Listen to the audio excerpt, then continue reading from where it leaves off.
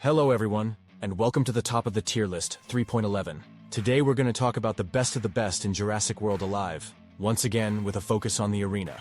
There's been a few creatures that have moved, as well as some new additions. We know more creatures will come, but it will take time to see what changes to the meta develop from them.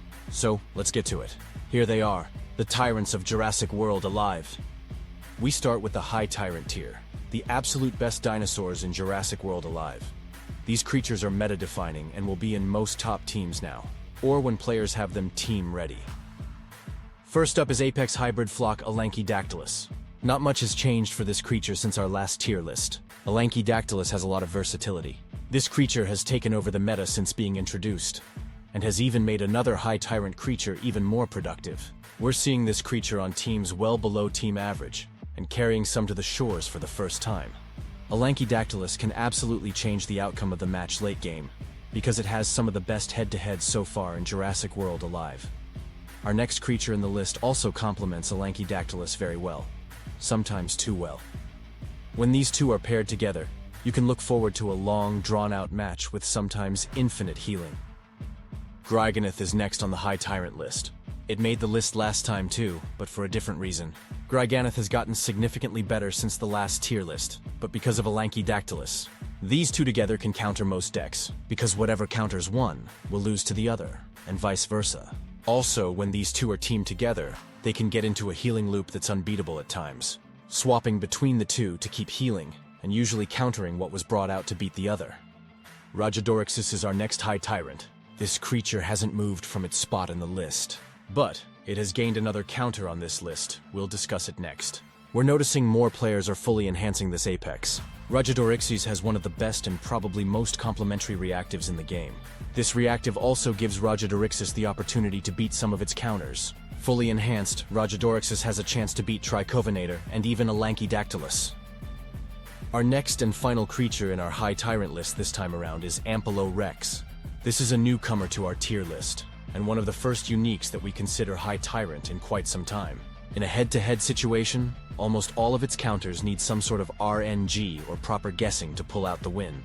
Gryganyth wins pretty straightforward and easily, but Ampelorex just swaps. This creature's biggest issue is speed, and no swap prevention resistance. So, it can be easy to revenge kill after winning the head-to-head. Being able to counter Alankydactylus on any turn and swapping into win is its biggest perk.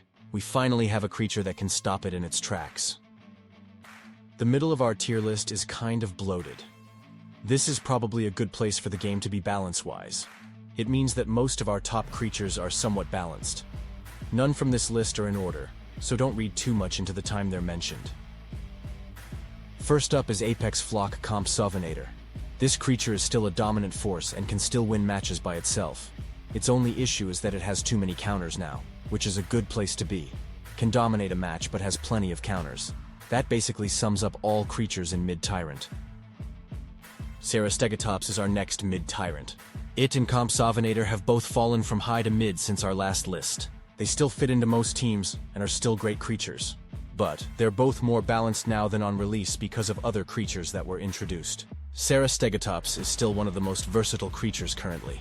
It's a bit easier to play around now though, since Nominrex was introduced. Also, swapping in for the mirror basically nulls its strengths, while also weakening it from being able to return later on. Monolomoth is our next apex in mid-tyrant. Honestly, this creature is one of our new favorites. Monolomoth does very good in the meta and can even beat all of the high tyrants. It's our closest in mid-tyrant that could have been high tyrant. But it has two issues. It loses to quite a few in mid-tyrant, and its heal is too restricted.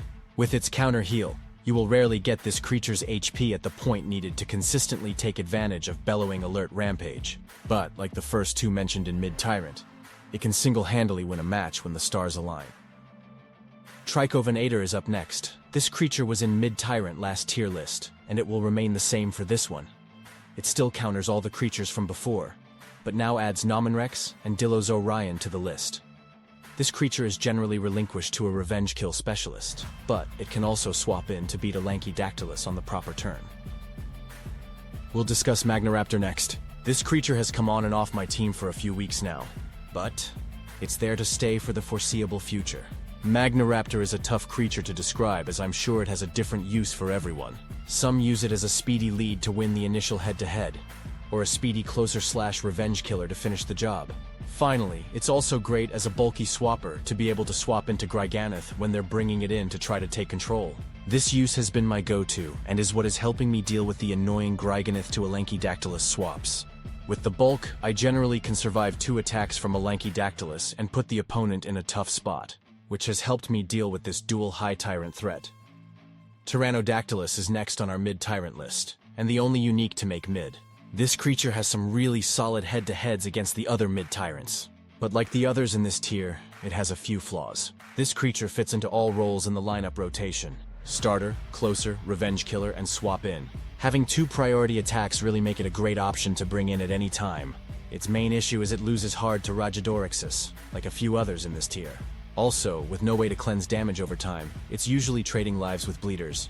And finally, it relies on dodge to win a few of the head-to-heads. This isn't a bad thing, but definitely a knock against it. Nominrex is a newcomer to our list. This creature is another of the mid-tyrants with big play potential, fitting in mainly as a revenge killer and swap-in. With its swap-in being 100% dodge, the swap-in has little risk and huge upside, especially when it's to trap an escaping creature like Compsovenator, or taking advantage of its counter and big instant rampage while potentially taking 0 damage. It can also be used as a lead, to catch those speedy Magnaraptor leads off guard.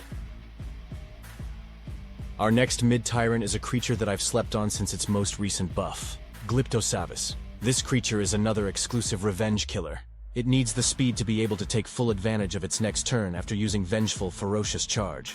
I went to 127 speed so that it can easily revenge kill creatures like Rajadorixis. Then, it's set up to one-shot creatures like Gryganyth and Cerastegotops, with Alert Vestigial Devour Rampage. This 1-2 punch will surely make your opponent think twice the next time they face Glyptosavis.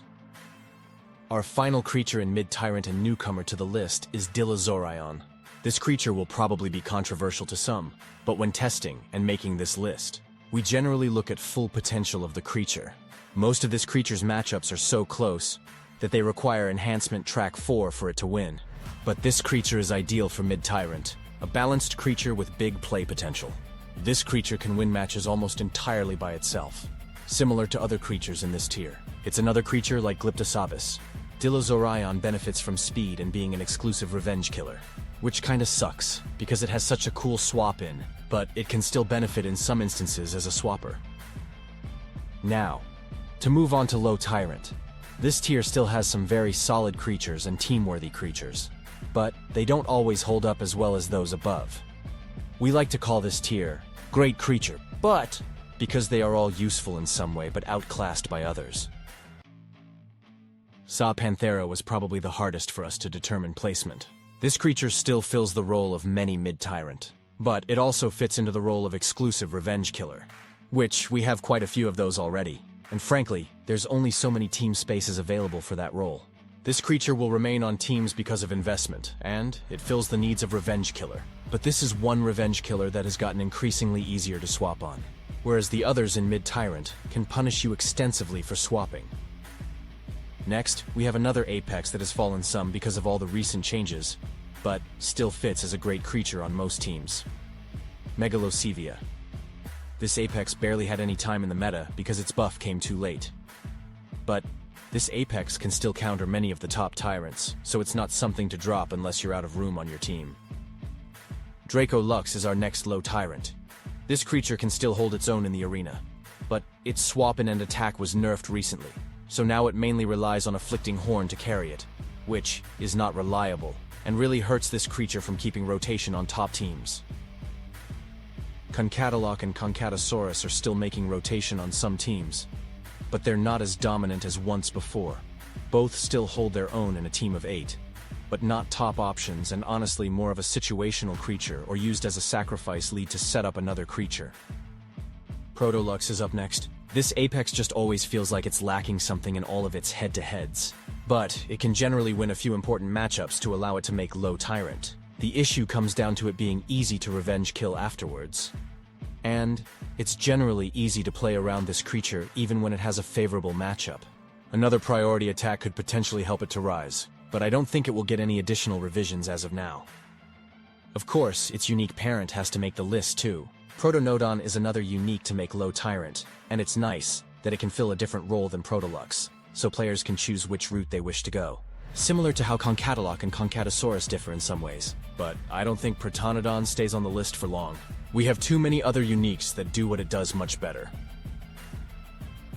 Indochicyon, Skoonametrodon, and Plateorex will end our list. These three basically serve the same role now. Plateorex slightly different, and more of a swapper than a lead like Indochicyon and Skoonametrodon.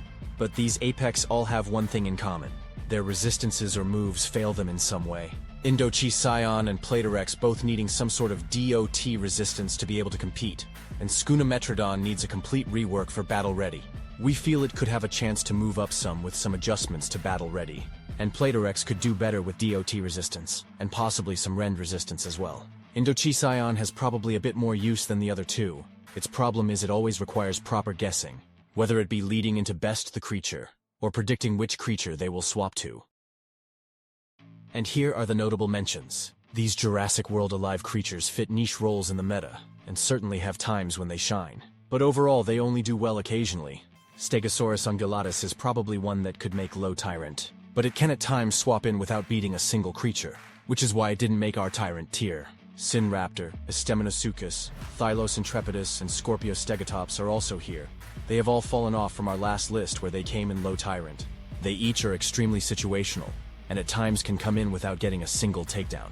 Tyranus will remain as another notable mention. But, like these posted here, it can completely miss on a single takedown when it has a bad matchup. We'd also like to share our thoughts on another new creature, Mastodonsaurus. We didn't include this creature in our list because we haven't had much time to fully test it, but so far it's proven to be quite formidable. If we had to place it on the list as of this video, we'd say between mid and high tyrant. It has some favorable matchups against quite a few top meta creatures. We'll see it in battle in the near future to give a more accurate assessment. There you have it, the top of the tier list for Jurassic World Alive as of update 3.11. We hope you enjoyed it and it helps you. We do plan on updating the top of the tier list regularly, once there's enough change to the current one. Remember that overall, this list is just a guide. It by no means should make you feel a need to change your current creatures. What works for you is what you should continue with. Just because a creature falls now, doesn't mean it can't climb back up again later. With a steady influx of Apex coming to the game, we're sure we will constantly see change coming to the meta, with creatures coming on and off of teams or climbing and falling off this list. Don't chase the meta unless you want to. You will get overwhelmed quickly.